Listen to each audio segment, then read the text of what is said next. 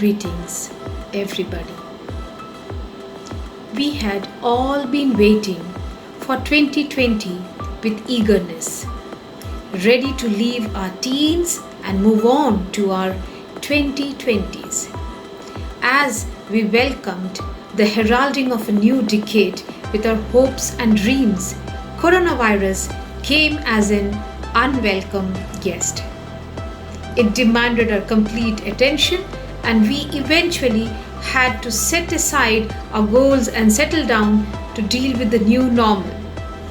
Coronavirus proved to be a non-discriminatory guest, eventually engulfing the whole world in a series of lockdowns and stay-at-home orders. As we settled down in our homes and strived to wait it out, a key word on everyone's lips was immunity. Immunity, immunity. Unsure about what this term actually means, I decided to delve into history and discover its true meaning in an etymological sense. First, it was derived in the late 14th century. It originally meant exemption from service, obligation.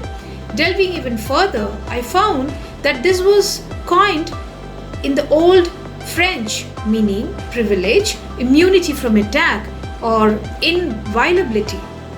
Going even further back, this in turn was derived from the Latin word immunitatum, meaning exemption from performing public service, performing a public charge, or a privilege. The word eventually took a medical definition in 1879 to imply protection from a disease. Further down the lane, the more common usage of this word got confined to just physical immunity, more so in a pure medical sense. However, as time went on, we started using this word superficially. We believed that immunity is built from the food we eat. We believe even now. I'm not a scientist, nor have I researched extensively on this topic. But what I do believe is that immunity is often limited to its physical aspect. But during this lockdown, supported by the inspiring examples of people who survived the battle with coronavirus, I am encouraged to further my belief that immunity cannot be seen as just related to physicality. It is much more than that. And my understanding of the word, I have put it this way. The immunity score of an individual must be understood as a rough average of an individual's APIES. APIES, an acronym I used for this article.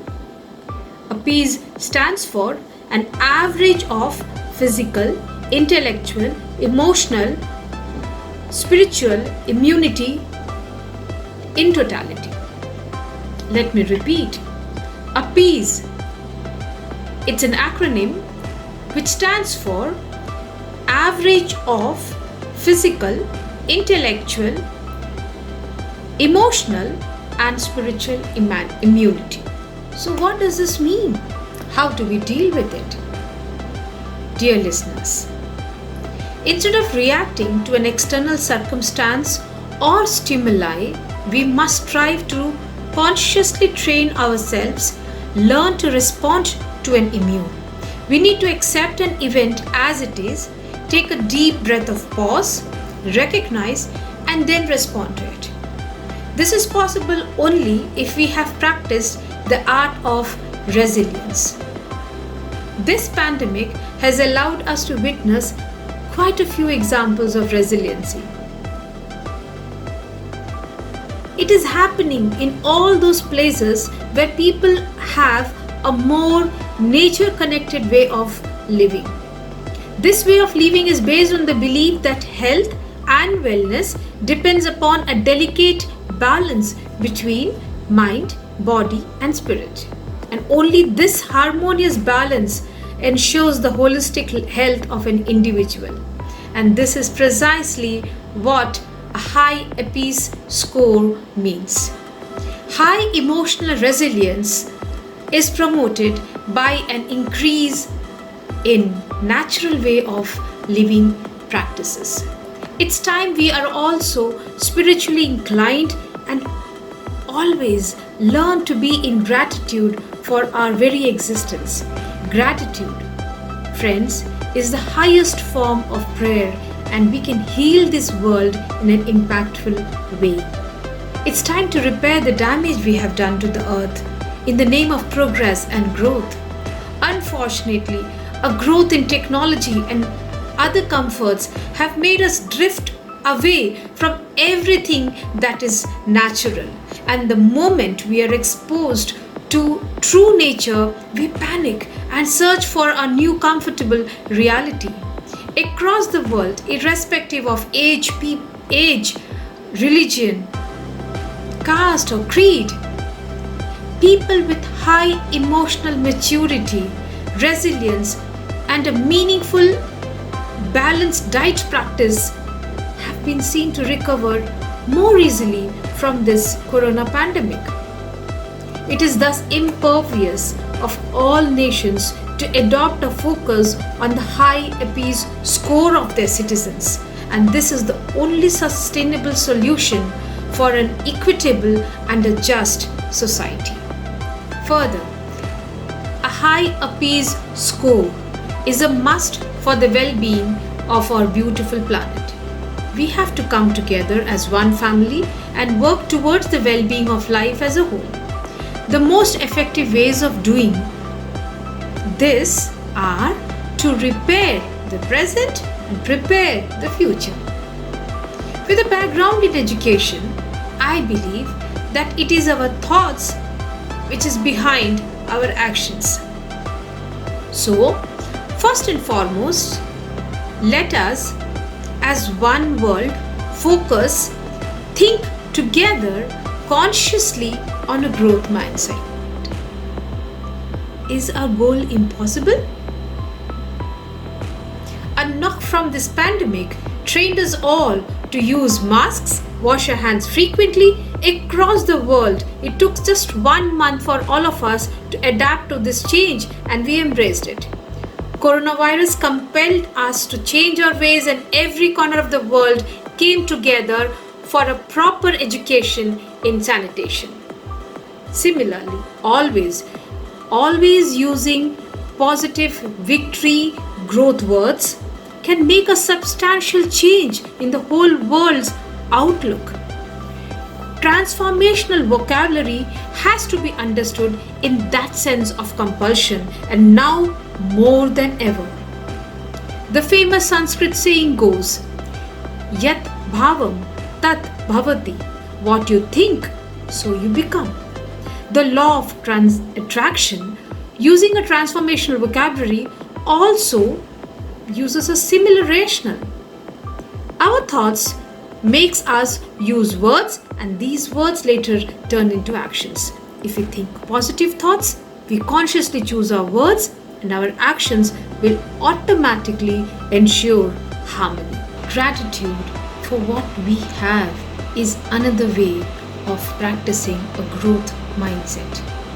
We have to understand that our very existence, birth as a human being, also bestows on us a responsibility of keeping this place safe and secure for the coming generations. Our inventions must focus on the sustainability of life first, and then the benefits of the inventions. Let us mentor the future world, our young minds in schools and colleges who are going to take the future on their shoulders, to be more aware and informed citizens. To ensure a better world in the future, we must lay down an age-appropriate global curriculum, globally working towards raising responsible, accountable human beings on earth. The curriculum should focus on achieving a high APEAS score, which gives more stress on the importance of emotional immunity and then focuses on the other forms of immunity. Physical immunity is not a single dose. We know it. It is continual. Every day we must have food which gives us immunity. Similarly are the other forms of immunity. Spiritual immunity, emotional immunity. We have to feed our minds every day. We as one family must embrace a culture ensuring this. Let's strive to be their role models. Let bygones be bygones, friends. Let's hold hands for a better future and life on this earth. Let's together make a world where human beings have a high score of APEAS and understand that this earth can become a better place only if we remember that we need to coexist on this earth.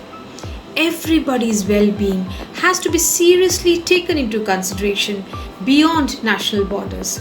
When expanding our horizons through artificial intelligence and other innovations, we also need to expand our outlook towards a better life, focusing on the ultimate happiness, a global home, a beautiful home for life as a whole.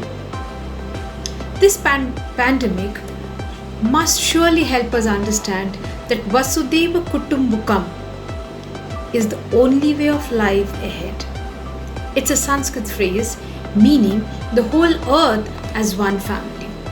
The main purpose is to instruct young minds on the philosophy of life in an easy way so that they are able to grow into responsible human beings. It's time we come together in unison to create a better world, stop abusing what we have, which makes this place a beautiful world to live. Let's completely give a makeover to our perspective of our world as a whole.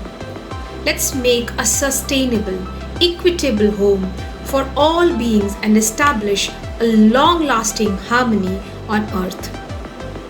As an educator of 25 years and a human being who has completed half a century on this earth, I felt like sharing this with all the wonderful souls listening.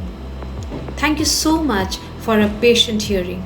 I'm sure we are able to make a difference to this world, at least now. Thank you.